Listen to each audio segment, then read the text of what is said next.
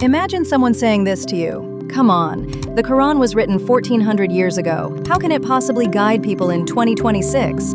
Sounds familiar, right? You've probably heard it online, in comment sections, on TV debates, maybe even from a friend. And here's the scary part, a lot of people believe it. But tonight, I want to slow things down. No shouting, no preaching, just one simple question. What if the Quran isn't outdated? What if it's us who stopped reading it properly? Stay with me, because by the end of this video, you'll see why the Quran speaks directly to the modern world. People say, the Quran doesn't talk about technology, mental health, justice systems, or modern society. But that claim assumes something dangerous, that guidance is only useful if it mentions iPhones, AI, or social media by name. That's like saying a compass is useless because it doesn't mention highways. The Quran was never meant to be a history book.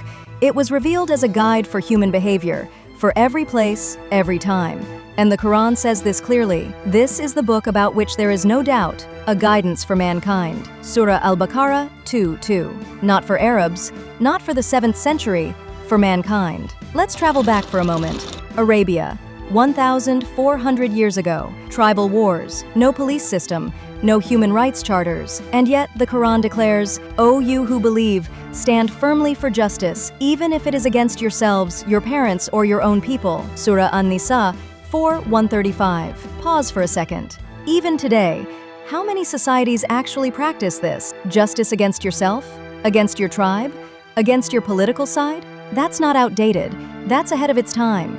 Now let's talk about something painfully modern. Anxiety, burnout, the constant feeling of never being enough. We live in the most connected era in history, yet people feel more lost than ever. And the Quran addresses this psychological crisis directly. Verily, in the remembrance of Allah do hearts find rest. Surah Ar-Ra'd 13:28. Not productivity hacks, not endless scrolling, not external validation, inner peace. That's not ancient wisdom. That's mental health guidance. The Prophet Muhammad sallallahu alaihi wasallam didn't just teach beliefs, he taught how to live with people. He said, the best of you are those who are best in character. Tirmidhi. Think about that. Not the loudest, not the richest, not the most powerful. The best human being is the one who treats others well. In another hadith, he said, whoever believes in Allah and the last day should speak good or remain silent. Bukhari and Muslim. Imagine if Twitter followed that rule. Imagine if politics followed that rule. This isn't outdated morality.